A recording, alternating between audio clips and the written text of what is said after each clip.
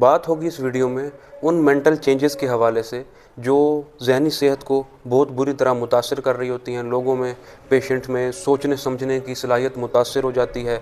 उनके अंदर ऐसी डिजनरेटिव चेंजेस आ जाती हैं कि लोग डायमेंशिया तक का शिकार हो जाते हैं।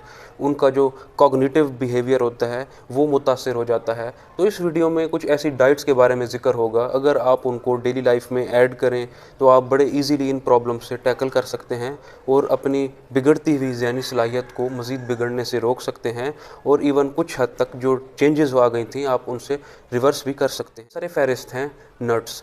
ये एक ऐसी चीज़ हैं जिनको ज़माने कदीम से एक्सेप्ट किया जाता है कि उनके अंदर कुछ ऐसी पावर ज़रूर हैं जो कि आपके ब्रेन को बूस्ट अप करती हैं, उनको एनर्जी प्रोवाइड करती हैं। तो काफ़ी रिसर्चेस के बाद इस मामले पे पहुंचा गया है कि उनके अंदर अल्फा लिनोलेनिक एसिड पाया जाता है जो कि ओमेगा फैटी एसिड की फैमिली से है। इनके अंदर ऐसी पावर ज़रूर हैं जो कि डायरेक्टली ब्रेन के ऊपर इम्पैक्ट क्रिएट कर रहे होते हैं। अगर देखा जाए कि ऐसी कौन सी चीज़ है जो कि ब्रेन को डिजनरेट कर रही होती है, अगर कोई ऐसी स्पेसिफिक डिजीज़ है तो उसके अंदर ऐसी क्या चीज़ ब्रेन के अंदर अकमुलेट हो रही होती है। तो सर फहरिस्त है Alzheimer disease. Alzheimer disease patient के अंदर प्रिकर्सर प्रोटीन, एमोलॉयड प्रोटीन है, वो अकमुलेट होना शुरू हो जाती है। तो अकमुलेशन की वजह से जो मेंटल इलनेस का पीपल शिकार हो रहे होते हैं। अकमुलेशन को बर वक्त रोका जाए तो जितने भी डैमेजिंग इफ़ेक्ट आ रहे थे, जितने भी मेंटल अलर्टनेस की ऊपर नेगेटिव इम्पैक्ट क्रिएट हो रहा था, सोचने समझने की सलाहियत मुतासर हो रही थी, तो अगर इन पीपल्स के अंदर आप ओमेगा फैटी एसिड जैसे कंपाउंड को दें जिनमें नट्स स्पेसिफिकली वालनट और आलमंड हैं, तो इन लोगों के अंदर काफ़ी बेहतरी देखने को मिली है। ना सिर्फ आपको जहनी अमराज में मुब्तला होने से बचा रहे होते हैं बल्कि इनके अलावा इनका कुछ और रोल भी बॉडी के अंदर देखा गया है, जैसा कि एंटीऑक्सीडेंट प्रॉपर्टीज़ हैं इनके अंदर, और इसके अलावा हार्ट की कंट्रैक्टिलिटी में इनका बहुत इंपॉर्टेंट रोल है। ब्लड फ्लो को ये इम्प्रूव कर रहे होते हैं। जो एक फ्लेक्सिबिलिटी होती है ब्लड वेसल्स के अंदर, अगर वो किसी वजह से मुतासर हो रही थी तो ये उससे भी आपको बचा रहे हो। दूसरे नंबर पे आ जाते हैं ग्रीन लीफी वेजिटेबल्स, स्पैनिच, ब्रोकली और सैलड लीव्स, या इस तरह की वो प्रोडक्ट जो घर में यूज़ हो रहे होते हैं, जो वेजिटेबल्स घर में यूज़ होती हैं।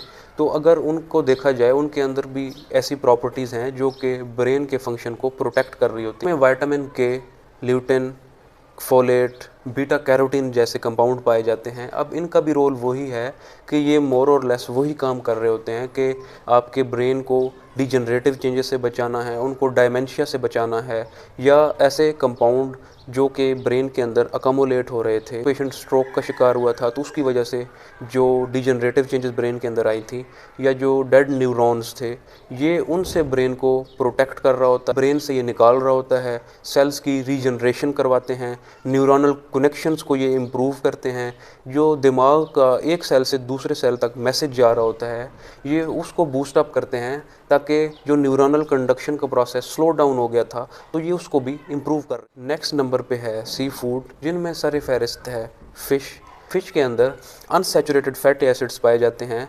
अब इनके अंदर भी वो प्रॉपर्टीज़ हैं कि ये ब्रेन को डायरेक्टली बूस्ट अप कर रहे होते हैं, जो मेंटल पावर है उसको इम्प्रूव करते हैं, जो फोकस करने की सलाहियत है, ज़्यादा देर तक काम करने की जो सलाहियत है, ये उसको बेहतर करने में एक बहुत अहम रोल प्ले कर रहे होते हैं।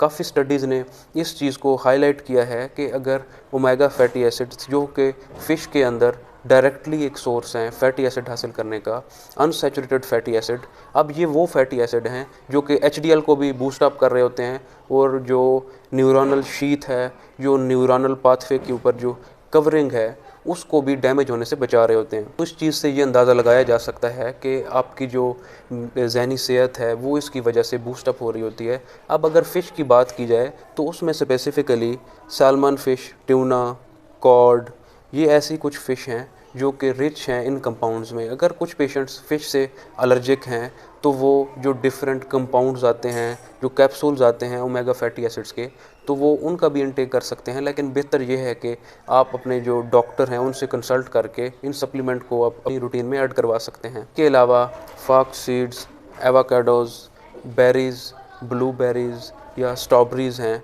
अब इनके अंदर भी ये भी न्यूट्रिएंट रिच कंपाउंड्स हैं। अगर आप इनको डाइट का हिस्सा बना लें तो ये भी आपकी जो दिमागी सेहत है उसको बेहतर बनाने में डायरेक्टली रोल प्ले कर रही होती हैं। अगर आप एटलीस्ट 2 टाइम्स अ वीक इनका इंटेक करें तो इनके अंदर जो फ्लेवोनॉइड कंपाउंड पाए जाते हैं, जो बीटा कैरोटीन पाई जाती है, तो इनका भी एंटीऑक्सीडेंट रोल है। अब ड्यू टू एनी रीज़न अगर आपके ब्रेन के अंदर कुछ रेजिडुअल कंपाउंड्स इकट्ठे होना शुरू हो गए थे या कुछ ऐसे टॉक्सिन्स थे जो आपकी ब्रेन की जो हेल्थ है उसको टारगेट करके उनके अंदर जो चेंजेस हैं, नेगेटिव चेंजेस वो क्रिएट कर रहे थे, तो ये एंटीऑक्सीडेंट कंपाउंड उनको आपकी ब्रेन से निकालेंगे। जो नेक्स्ट कंपाउंड है वो लोगों में बेहद मकबूल है, वो है टी एंड कॉफ़ी। अब टी एंड कॉफ़ी ये ऐसे स्टिमुलेंट हैं, ये कैफ़ीन रिच कंपाउंड हैं जो कि आपकी ब्रेन को बूस्ट अप कर रहे होते हैं, आपकी जो एनर्जी है, स्टेमिना है, उसको इन्हेंस कर रहे होते हैं। अब रूटीन में आपने इस चीज़ को ऑब्ज़र्व भी किया होगा, अगर आपकी कोई हेक्टिक रूटीन है, ज़्यादा वर्कलोड है, तो आप अगर साथ-साथ इन बेवरेजेस की कंजम्पशन को बढ़ा दें, तो जो आपका एंड रिज़ल्ट है, आप अपने काम में भी ज़्यादा फोकस कर पाते हैं, आप कई गुना ज़्यादा काम भी कर पाते हैं, तो आपका जो एनर्जी लेवल है इससे वो भी इन्हेंस हो जाता है। टी के अंदर भी फ्लेवोनॉइड पाया जाता है। ये ऐसे एंटीऑक्सीडेंट हैं जो कि जैसा कि पहले बात हुई है, आपकी ब्रेन की जो हेल्थ होती है उसको डायरेक्टली जाके इम्प्रूव कर रहे होते हैं, आपकी जो डिजनरेटिव चेंजेस से भी बचा रहे हो। जो कॉग्निटिव पावर है इन कंपाउंड्स की वजह से वो बूस्ट अप हो रही होती है। अब डजेंट मैटर आप जिस टाइम भी टी की कंजम्पशन कर रहे हैं, इन स्टिमुलेंट्स की कंजम्पशन कर रहे हैं, तो ये आपको फ़ायदा ज़रूर देंगे। याद रहे कि ये नेचुरल स्टिमुलेंट रिकमेंडेड हैं, ना कि आर्टिफिशियल ड्रिंक्स, आर्टिफिशियल स्टिमुलेंट्स। उन